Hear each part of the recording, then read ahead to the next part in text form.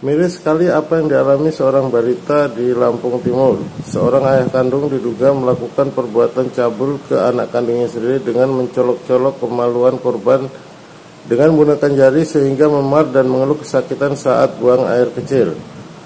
Hal ini terungkap saat ibu korban yang ditemui awak media di rumahnya Minggu 10 Januari 2021 kaget melihat kondisi korban yang mengeluh kesakitan saat buang air kecil.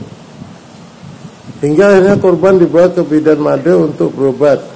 Namun betapa kagetnya N saat mendengar bidan tersebut mengatakan memar di kemaluan korban mungkin diakibatkan benda tumpul dan diduga kuat balita ini mengalami kekerasan seksual yang berakibat memar dan sakit saat buang air kecil. Penasaran akhirnya N pun bertanya ke anak balitanya tersebut dan jawaban polos balita tersebut membuat N shock dan menangis histeris. Balita tersebut dengan polos menjawab bahwa saat dimandikan kemaluannya dicolok-colok dengan jari oleh ayahnya.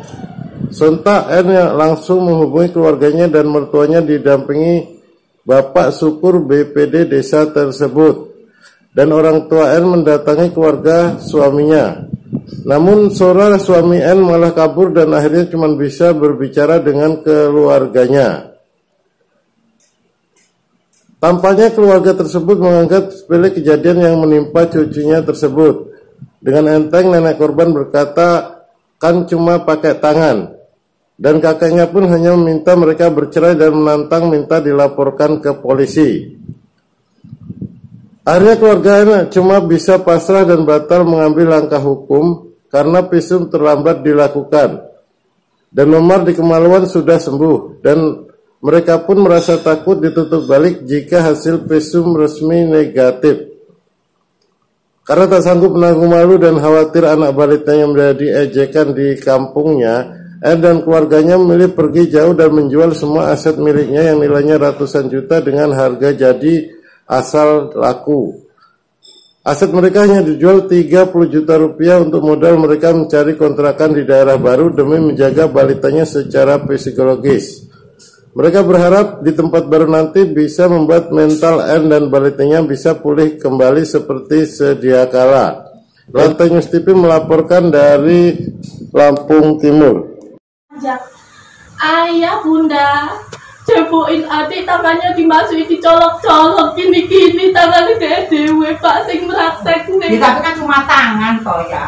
Ya kalau sih bu, kok cuma tangan kok bu? Cuma tangan bu. Diam pak, diam dulu, diam sekarang jangan marah, Pak Dito jangan marah. Iya iya pak ya. Jangan marah semuanya. Kalau mau dapat laporin silakan. Iya iya iya. Urusan kamu itu keluarga kamu, nggak ada urusan saya. Iya wes. Udah makan mana tahu lapor sana. Pak Syukur lapor sana. Kalau saya ikhlas laporin. Nah, ini Pak Syukur mana Pak Syukur? Iya, ini gini Pak, jangan semuanya Pak, jangan dibawa inilah. Maksud saya. Ya masalahnya dia itu marah gini tuh, memang tujuan begitu laporin saja sudah. Ya. Ini maaf juga Pak ya, bukannya ini kan kita ini lagi keluarga. Semuanya kalau dibawa emosi. Lah iya itu. Iya loh, jangan emosi kata. Jangan dulu ini. Ya maksud ada ini kan iya atau tidak ini kan lagi sebelah pihak Pak. Kejadian takutnya ini kan kejadian kayak gini. Ibu Nia tinggal di Desa Kempen ya, Kecamatan Gunung Prindung. Jadi kamu mendengar berita bahwa terjadi pelecehan ya seksual terhadap anak ibu. Itu siapa pelakunya? Kalau pelaku kita nggak menuduh sih pak, nggak bisa. Tidak menuduh. Tapi menurut Yang pengakuan dari anak itu diduga Ayahnya. si ayahnya siapa namanya? Sora. Anak kita umur berapa? Umur 4,5 tahun. 4,5 tahun. Udah sekolah? Belum. Itu PAUD pak. PAUD masih PAUD. Jadi waktu awal ibu tahu itu bagaimana ceritanya? Kronologis awalnya. Kronologis awalnya tuh pas sore mau mandiin, pas dia buang air kecil teriak-teriak. Teriak-teriak maksudnya kesakitan. Sakit. Terus aku bawa dalam kan. Tanyain apa sih dek, apa ceboknya keras-keras. Enggak bunda lah, ngapa, kenapa? Dia cerita katanya itu tadi si ayah colok-colok katanya gitu. Dicolok-colok dengan jari. Bahasa anaknya colok-colok aja pertama kali. Dengan jari atau dengan apa? Ya, dengan jari. Oh. Terus setelah itu apa yang Ibu lakukan? Setelah itu aku telepon mama kan, suruh datang ke rumah, aku cerita. Terus ya udah bawa aja ke bidan, diantar adik. Ke bidan kan, karena biasa kita ke bidan. Kita nggak berpikir jauh juga Pak Maleng, anak ini gitu kan. Nah pas kita ke bidan, kata bidan, aku bilang ini Ibu, kok buat pipis sakit ya, apa iritasi, kayak gitu kan. Coba periksa Bu, kata bidan. Oh boleh ya udah dibuka-buka, katanya gitu lah. Nah pas dilihat sedikit kaget mukanya, ini kenapa katanya. Kenapa? Nah aku diem aja kan. Kok kayak gini, kok merah meradang, kayak gitu. Terus aku diem aja mikirin omongan anak di rumah. Terus ditanyain anaknya, tapi kan karena nggak kenal diem aja si anak. Terus kenapa Dek? Kenapa tanya sama aku? Terus aku diem aja. Terus aku kok ini ya Bu? Aku ininya ngiranya kok ayah sih. Tadi anaknya ceritanya kok di rumah ayahnya nyolot-nyolot. Itu waktu apa Bu? Mandi-mandiin apa? Pas dimandiin pagi. Bukan karena sengaja di waktu di kamar atau apa bukan? Enggak. Sambil mandiin berarti ya. Terus Ibu di mana posisi waktu itu? Posisi itu waktu itu aku emang gak enak badan. Oh lagi sakit. Gak enak badan, jadi males kan Pak kalau orang enak kamar tidur. Atau sebelumnya ada masalah dengan? Tidak ada. Nggak ada sama sekali. Nah pas itu katanya aku bilang kayak gitu, terus tanyain sama bidannya. Diem aja kan, terus aku yang nanyain, ngomongnya kayak gitu lagi anak itu. Ditanya lagi sama bidannya kayak gitu lagi. Tanya lagi kayak gitu. Dicolok-colok kemaluannya oleh ayahnya menurut pengakuan si anak tersebut. Setelah Ibu dengar itu, pasti kan Ibu pengen tahu lebih jauh secara medisnya seperti apa. Apa kata bidan itu? Kata bidan itu ada lecet terus meradang merah. Nah, yang diduga kalau menurut medis apa? Kalau bahasa Bu bidan tuh kena benda tumpul. Kena benda tumpul. Ya. Sempat suruh ambil fotonya, aku ambil fotonya. Ada fotonya? Ada sih Pak. Ada. Terus setelah itu Ibu mengambil langkah bagaimana lagi? Apa melapor atau bagaimana? Atau bertanya ke ayahnya langsung? Marah dulu.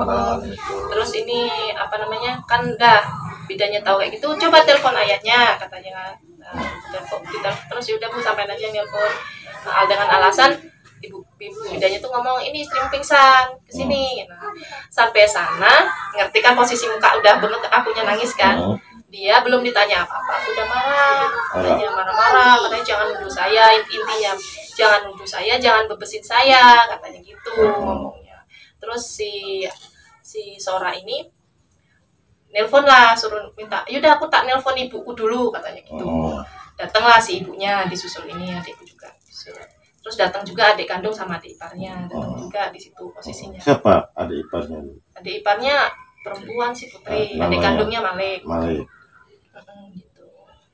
Jadi ibunya, adik ipar, adik kandung tuh juga ada di situ posisi. Kita cuma mempertanyakan kenapa anak bisa ngomong gini. Bu bidan tuh tanya gitu. Bu bidan juga sempat terang-terangan ngomong ke ini, ke ibunya Sora itu. Kena benda tumpul. Terus setelah itu si otomatis ayahnya ini kan tidak mau mengakui. Ibu mengambil langkah apa setelah itu? Pulang terus musyawarah kan dengan keluarga Ibu. Dua keluarga dulu. Pas malam itu langsung ngambil musyawarah dua keluarga. Nah pas kita keluarga sini datang, dia masih makan si ayahnya. Si ayahnya itu, si Sora itu. Terus pas giliran kan kita juga minta tolong si Pak Syukur itu. Nah, Pak Syukur itu siapa? Pak Syukur itu tokoh kayak LSM gitu loh Pak. LSM di sini BPD dia. BPD di desa ini. Terus pas Pak Syukur itu datang, dia langsung berhenti makannya, hilang pergi. Pergi gitu aja, kita nggak tahu. Ya udah. Jadi tidak jadi rapat musyawarah keluarga gitu. Tetap jalan tapi tidak ada dia. Tanpa ada dia. Iya. Terus hasil rapat keluarga itu pada dasarnya intinya saja yang bisa diceritakan. Kalau hasil musyawarah sih tanggapan dari orang tuanya si Sora itu, kalau yang perempuan ngomong gini kan itu cuman kena tangan aja Pak, ngomong sama Pak Syukur. Terus katanya si bapaknya seorang, kalau misalnya mau ngambil tindakan Melapor laporan aja. polisi ya silakan lapor aja polisi gitu. Terus ibu setelah itu mengambil tindakan lapor ke polisi. Belum, saya ke lurah dulu, TKP kan, lurah TKP di Pelindung Jaya. Pak Itu Wahab. Pak Wahab, Gitu aja. Pak Wahab. Habis itu Pak Wahab nganjurin ngambil itu apa? Disuruh lagi pikirin mau memang benar-benar ke jalur hukum nggak. Kalau mau jalur hukum, kata Pak Wahab, sore ini kita ke Kapolsek gitu Bu. Nah terus saya minta, saya akan pikirkan lagi Pak, besok pagi saya kabarin. Nah pagi itu kita ngambil jalur hukum, tapi nggak dibawa ke Kapolsek. Terus kemana? Ya cuma ke rumah-rumah dia aja, Ke rumah Pak Wahab aja. Pindah ke belakang itu biar lebih privacy lagi kita ngobrolnya, kata dia gitu. Karena ada tetangga, tapi tetap aja dia manggil Babin, tapi tetap ke rumah. Terus manggil Kanit itu juga ke rumah +3. H+3. Iya, H+3. Terus di H+3 kita kurang puas pelayanannya di situ, Pak. Kenapa? Ya karena dari puskesmas itu juga kayak ngeceknya tuh nggak terlalu kayak profesional gitu loh Pak, kayak cuma digini-gini doang, sama kayak di Bu Made gitu. Terus ibu yang meriksa itu juga bidan, sama-sama bidan, nah gitu kan. Kita kurang puas, kita tuh maunya kayak spesialis, kita mau kayak spesialis loh Pak, spesialis kandungan kita maunya. Cuma karena di sini sama-sama bidan, apa bedanya sama Bu Made gitu kan? Karena beda cuma institusi doang. Terus kan? hasil dari visum Hasilnya di nihil, puskes? langsung dia ceplosin nggak apa-apa. Tidak Ya ada, nggak apa-apa, ini nggak apa-apa kok. udah sembuh. Iya. Terus setelah itu? Nah itu kita ke Bu Made lagi, bilang Bu kita udah ke puskesmas. Terus hasilnya nggak apa-apa kata Bu Arum, kan yang mereka waktu Bu Arum, bidan Arum. Ya terus kenapa kamu nggak nunjukin foto itu ke bidan Arumnya gitu? Ya kita nggak kepikiran, kata saya gitu. Ke Bu Made waktu itu? Saya ke rumah Bu Made hujan-hujan itu. Setelah itu Mas, setelah dari keputusan dari puskesmas mengatakan nihil, apa langkahnya ke Jepara itu? Nah saya konfirmasi lagi ke Pak Wahab buat musyawarah lagi.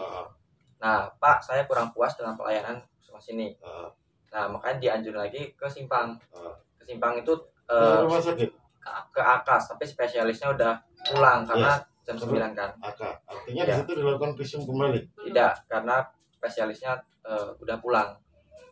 Setelah itu? Nah setelah itu kami langsung ke Jepara, ke Matahari hari itu, H+4 itu Pak. Hari H+4 ke Matahati. Apa kesimpulan di sana? Di situ ada bukti berobat atau apa? Kalau bukti berobat ada di Pak Dika, dipegang dia suratnya. Surat. Kesimpulannya kalau waktu itu dia belum bisa nyimpulin Pak positif atau negatifnya. Cuma jadi sampean tahunya negatif itu dari siapa? Dari Pak Dika. Dari Babin Kantipmas. Iya. Yang mengambil hasilnya di sana. Iya. Dia mengatakan itu negatif. Iya. Terus sekalian juga dikasih suratnya sih, pas sudah keluar dikasih tahu surat. Ada. Kalau fotonya ada Pak. Surat. Cuma kalau fisiknya dipegang. Iya, artinya di situ ada foto bukti hasil visum dari Permata Hati. Dinyatakan nihil, tidak ada luka, tidak ada apapun. Iya, semua negatif. Semua negatif. Terus setelah itu Bu, Ibu tetap ke Polsek waktu itu? Setelah itu udah nggak ada kabar lagi dari babinya. Tidak ada kabar. Artinya dianggap sudah selesai. Nggak ada omongan ini, saya ditutup. Tapi ada nggak upaya-upaya dari pihak mereka untuk menghalangi laporan atau apa gitu? Kalau itu sih kita nggak bisa nyebutin Pak ya, cuman kan karena kita kan juga nggak tahu proses. Dirasa Mas, di perasaan kita ada nggak upaya-upaya itu? Kalau sejauh ini sih nggak ada sih Pak. Nggak ada. Nggak ada. Waktu sampai ke Polres, sampai katanya ke Polres bareng dengan siapa? Pak Syukur. Pak Syukur itu BPD di desa ini, ya. Dan dia juga anggota salah satu LSM. LSM apa? Ya tahu. Tahu. Sampai diantar ke Polres. Sampai masuk ke ruang PPA. Di belakang posisinya? Iya benar. Di belakang, di dalam dekat mes asrama. Iya benar. Apa kata mereka? Ya tetap sih Pak, yang pertama dia nasehatin, ya ngasih masukan lah gitu Pak saya katanya. Nasihat itu intinya seperti apa? Ya ini kan demi anak katanya. Terus nanyain udah cerai belum, ya lagi ya mau cerai gitu Pak. Terus tetap ke anak lagi ya, tapi kan saya bilang ya kalau udah nggak ada keharmonisan mau digimana lagi Pak ya gitu kan. Yang ngerasain kan ayu saya yang bisa. Artinya di situ kalau diusahakan jangan lapor grafiknya. Secara nggak langsung memang seperti itu Pak. Nah, terus setelah itu apakah ibu dan mas ini lanjut melaporkan atau bagaimana? Atau pulang? Nah itu kita lagi status menunggu hasil visum. Masih menunggu hasil visum. Karena Tapi laporan dari- sudah masuk di sana. tidak laporan. Tidak laporan. Karena kata dia gini Pak, kalau sudah lapor di Kapolsek tidak bisa lapor 2 kali di Kapolres. Apakah ibu sudah lapor ke polsek? Nah kita di situnya gini Pak, kita lupanya jawab aturannya jawab gini Pak, kita belum lapor ke Kapolsek, tapi dia udah bilang gini, kan sudah koordinasi kan sama Pak Dika, iya sudah kata saya gitu. Nah yaudah tunggu Pak Dika kata dia gitu Pak. Pokoknya itu kita tuh suruh jangan nyelonong tapi harus sama Pak Dika gini. Sedangkan Pak Dikanya ini aja dia nggak ada kabar buat gimana lanjutnya. Artinya dari pihak Polres mengatakan itu dikatakan oleh PPA. Iya Laki perempuan laki namanya. itu dia. Kurang tahu, lupa. Dia mengatakan itu kalau sudah lapor polsek tidak boleh lapor ke Polres. Nggak boleh laporan 2 kali. Tidak boleh lapor 2 kali. Tapi sampai merasa sudah lapor belum ke polsek? Belum Belum ada arahan. Belum ada laporan. Sudah koordinasi tapi kita sudah koordinasi sama Pak Dika, cuman belum diajak ke Kapolsek buat lapor. belum ke polsek. Sampai hari ini belum ke polsek. Belum. Semalam. Semalam Semalam ke polsek. Ketemu siapa di polsek? banyak sih Pak, cuman Banyak. yang ngurus itu sama yang ngetik semalam. Pak Alex semalam Sudah di yang BAP. buat BAP surat laporan. Ketik-ketik itu sudah Enggak, diketik-ketik. artinya sudah di BAP belum? Baru lapor atau sudah BAP? Buat laporan. Buat laporan LP LP. Belum di BAP ya? belum kayaknya. Ada tanda bukti lapor. Tidak ada. Karena kita kan belum sempat tanda tangan sih Pak. Karena dia Karena belum. keraguan itu. Iya, Belum sempat tanda tangan sampai karena dibilang gini berarti belum Pak, lapor. kata dia Sudah, gini udah Pak, dibuat suratnya tinggal tanda tangan. laporan. Kata dia apa? kan kita kan nanya Pak ya, kok ini terlapornya Sora ya? Kita kan nggak niat ngelaporin Sora kata saya gitu kan. Kita kan ngelaporin atas dasar ucapan anak. Emang nggak bisa Pak dibuat seperti itu? Bisa. Terus aku ngomong gini lagi, Ya. Isi laporan itu melaporkan saudara. terlapor Boleh. Sora, Terlapor pelapor Pol Fitri Kurniasari. Fitri Kurniasari. Nah terus saya tanya, kalau suratnya seperti ini ada nggak Pak kemungkinan kalau bisa bandil, bisa untuk balik? Ya kemungkinan kata dia gitu. Nah seperti itu kita ya takut dong. Sekarang kita orang goblok kan. Cuman ngomong gini waktu dia mau ngambil buku rekening kosong, Ya. buku rekening kosong udah kosong, itu ngomong gini, pokoknya nih ya, selaku ibunya, selaku ibu anak-anak, nggak boleh minta nafkah apa-apa ke ayah buat anak-anak, nggak boleh minta nafkah apa-apa. Nggak mau nafkahin. Ya bapaknya itu juga ngomong. Bapaknya juga ada di situ. Dia nggak mau nafkahin anaknya lagi gitu Iya, ya. iya, nggak usah minta nafkah lagi katanya gitu. Ya. Itu aja yang dibahas. Setelah terjadi peristiwa ini, kabarnya dia pernah masuk diam-diam ke rumah ini. Si ayah, Si ayah. suami sampean itu kan. Itu pas aku lagi ngambilin pekakas rumah Heeh. di rumah kontrakan. Itu kan cuman ada adik sama anakku doang. Heeh. Gitu. Jadi semua orang di rumah kontrakan sana muatin barang. Itu kan dia tahu kalau barang semobil udah lewat. Heeh. Posisi masih di jalan belakang, belum masuk rumah barang-barang. Itu terus dia datang ke rumah kontrakan sana. Waktu semuanya di sana, orang-orang rumah ini semua di sana, dia balik lagi Sini. ke sini, langsung balik ke sini. Ke sini manggil anaknya karena anaknya bengong aja nggak mau deket, diem aja, terus dibawa masuk sama adikku ke kamar, dia malah ngambil motor Lewat pintu, Pak. lewat pintu samping. Tapi tidak melakukan pengerusakan pintu atau Enggak, apa, karena tidak? posisinya udah mau masukin barang, tapi orang-orang masih bukain mobil kan, bukain tali-talinya gitu. Jadi motor itu sekarang posisi di sana. Motor apa? Jenis apa? Vario 150 Vario Warna putih. 150. warna putih. Tahun? Tahun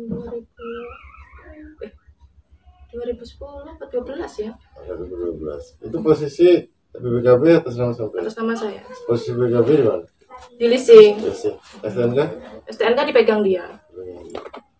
Nah, terkait permasalahan yang terjadi di anak sampean, Bu, itu dampaknya apa aja, Bu? Apa secara malu atau bagaimana? Nah, dampaknya campur aduk Pak, malu iya, mental turun iya, ciut iya, kayaknya males banget keluar, ketemu orang-orang tuh kayaknya gimana, sungkan gitu kan. Ya walaupun sebenarnya bukan kita yang jadi terduga, tapi tetap aja kan dampaknya ada gitu. Sampai-sampai mama langsung ambil tindakan, udahlah jual aja rumah selakunya, kita pindah aja buat nyelamatin anak. Sudah dijual. Alhamdulillah sudah. Jual murah ya? Iya. Nggak sesuai. Iya Mas. 35 juta. Orang tinggal yang Yang penting siap. di sana ada rumah buat itu berteduh dulu, walaupun kontrak. Jadi kenapa Mbak harus sampai seperti itu? Karena beban juga sih Pak. Iya. Karena nggak ada kejelasan. Jagain anak itu Pak, jangan sampai dia dewasa di sini. Takutnya kalau sudah dewasa di sini, misalnya ya mungkin ada gimana ya terhadap teman-teman apa gimana, Semua- kasihan. Semua orang kan nggak bisa nutup Iya, mulutnya kasihan, masing-masing. kasihan Takut kalau jadi bahan ejekan itu. Ya, secara psikologi. Sana orang tuanya itu yang laki-laki itu kan pergi. Orang tuanya Iya, yang tersangka lah gitu atau terduga lah ya. terduga ini. Si Kalau yang bapaknya anak tersebut. anak tersebut kami ke depan neneknya di depan itu malam-malam itu ini pergi. Nah jadi keterangan di siangnya itu ada bidan namanya Made di pasar itu. Ya katanya kan bekas benda tumpul apa bagaimana kan gitu. Ada bekas inilah Iya. luka karena benda tumpul Bekas benda pada tumpul. kemaluan si anak Iya. tadi. Jadi pada hari keduanya itu kami kan ke Lurah Pelindung Jaya karena dia ini berdominisinya di Pelindung Jaya.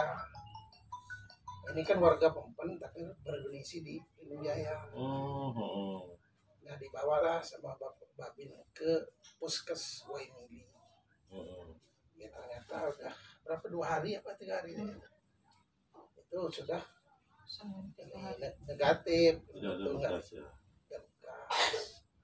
dikarenakan kurang ini di situ bahwa wajib arah tadi ke rumah sakit Atas permintaan ya, Pak keluarga, Jika, ya, keluarga sama diarahkan ke Jepara oleh ke Jepara ya Pak Babinnya Pak Babin. sama Pak Babin yang amal ke sana ya katanya negatif. Berarti. Ya udah sampai situ ya langkah kemana lagi. Jadi setelah itu laporan tetap berjalan atau dicabut atau Nah, belum masih lapor? laporannya ngambang tapi laporan resminya kan belum secara apa lisan aja belum di BAP Oh, belum di BAP. belum. Jadi secara ini belum laporan Belum resmi. laporan resmi. Belum ada aturan untuk mencabut laporan itu belum ada. Belum ada karena Jadi, belum laporan resmi belum. Masih sekedar pemberitahuan. Pemberitahuan. Nah, waktu itu katanya kan ke Polres juga, Pak. Betul. Waktu itu kami karena pihak keluarga ini meragukan bagaimana hasilnya itu positif atau negatif ke Polres nemuin kanit ini PPA-nya. Siapa, Pak? Siapa namanya itu? Saya Hendra, lupa. bukan? Lupa saya namanya sampai situ kata Pak Kanitnya ya Babin sini Ikut. bukan udah ngepel dia permasalahan itu karena nggak bisa lanjut karena kan nggak kuat gitu. Yang keterangan dari dokternya itu nggak ada.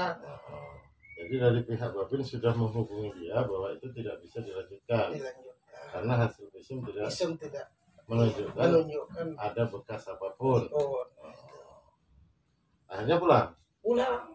Terus kok kemarin malam katanya ke Polsek lagi? Oh bukan, sekarang saya ini ada. Kalau kemarin malam Bapak nggak ikut. Nggak tahu. Jadi Ibu Bidan pada bulan kemarin itu ada seorang ibu beserta anak perempuannya ke sini. Iya, kalau nggak pasnya hari Sabtu, tanggalnya 14 November. Jadi Datang seorang ibu beserta anak balita perempuan umur sekitar 4 tahun setengah. Datang, ibunya mengatakan kalau anaknya pas di atas atau buang air kecil katanya kok sakit, perih-perih, sampai nangis, ngomong sakit gitu. Ya jalan periksa ke sini. Gitu. Dan itu saya tanya dulu si adik, enggak, terus saya lakukan pemeriksaan. Saya buka celananya, terus saya lakukan pemeriksaan. Nah kok ternyata tidak biasa. Ada kemerahan, ada sedikit kemerahan, kok kayaknya tidak normal. Apakah itu entah memang kena colok? Saya ragunya dia lukanya pas kedudukan benda gitulah istilahnya, terus dia terjadi sakit terus perih pada waktu di atap itu perkiraan saya gitu loh.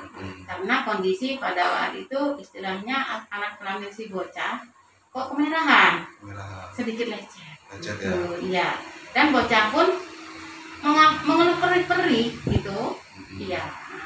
Dah itu yang jelas itunya ada sedikit lecet. Kemerahan. Jadi gitu loh. setelah pulang dari sini itu ibu bawain obat nggak? Ya karena di sini dia kondisinya mau berobat, keluhan sakit, kasihlah saya obat, gitu ya, untuk menghilangkan sakit, untuk menghilangkan luka atau mengeringkan luka, ya. Tuh, saya kasih obatnya, saya suruh minumkan. Gitu. Kebetulan kayaknya besoknya saya telepon, kayaknya sudah nggak mati ngeluh, gitu, nggak mati ngeluh sakitnya. Keluhannya berkurang gitu. Berkurang karena udah pengaruh obat.